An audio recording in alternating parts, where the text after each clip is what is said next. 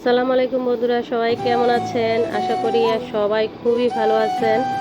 আজকে আমি আবারও আমার ছাদ বাগানে চলে আসছি। আজকে আমি আমার ছাদ বাগানে মরিচ গাছটার মধ্যে অনেক পাকা পাকা মরিচ হয়েছে।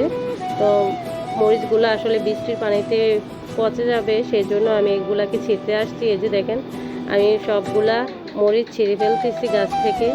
আমি এগুলা ছিঁড়ে কিন্তু এগুলাকে রোদ্রে শুকাবো।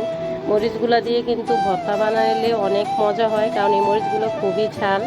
দুই একটা মরিচ দিলে চলে, বেশি মরিচ লাগে না। আমার নিজের গাছের মরিচ খেতে খুবই ভালো লাগে। সাথে আমার মেয়েটাও আছে, মেয়েটাও আমাকে সাহায্য করতেছে। এই দেখেন, সবগুলো মরিচ আমি পেরে ফেলছি। কত সুন্দর দেখাচ্ছে মরিচগুলো, লাল লাল টকটকা লাল, কি সুন্দর লাগতেছে। আর এখন আমি আমার ড্রাগন গাছে চলে আসছি। এই যে দেখেন, আমার ড্রাগনগুলো পেকে গেছে, এগুলা নিচে পাকা হয়ে গেছে। এগুলো আরেকটু পাকবে, আরেকটু লাল হবে।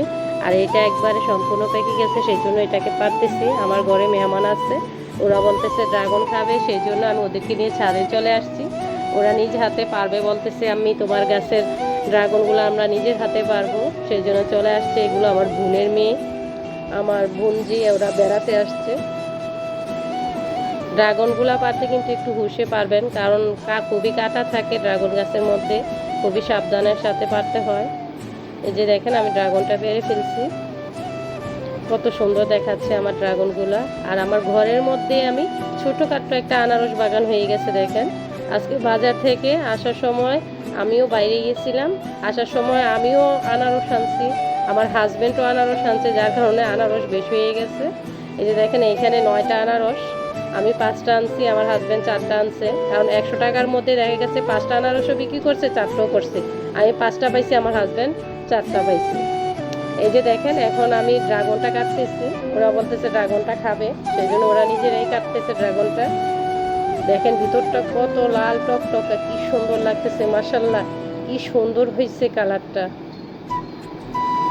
খেতেও অনেক মজা। গাছের লাগানো ড্রাগনগুলা কিন্তু বাজারের ড্রাগনের থেকে অনেক মিষ্টি হয়, ওইগুলা খেতে খুবই ভালো লাগে। আমার মেয়ে তো খোলার আগে ড্রাগনটা খোসা থেকে না ছাড়িয়ে আগে আগে খেয়ে ফেলতেছে। ওরা বলতেছে এখন ড্রাগনের পালা শেষ, এখন আমরা আনারস কেটে খাবো।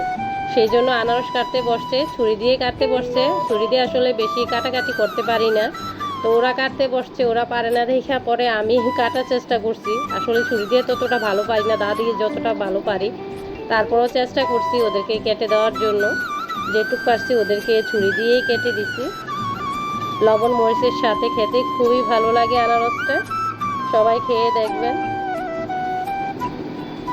এই যে দেখেন, কেটে ছোটো ছোটো টুকরা করে ফেলছি। আর আমার ভিডিওটা যদি ভালো লাগে তাহলে লাইক কমেন্ট শেয়ার করবেন। সবাই ভালো থাকবেন, আল্লাহ হাফেজ।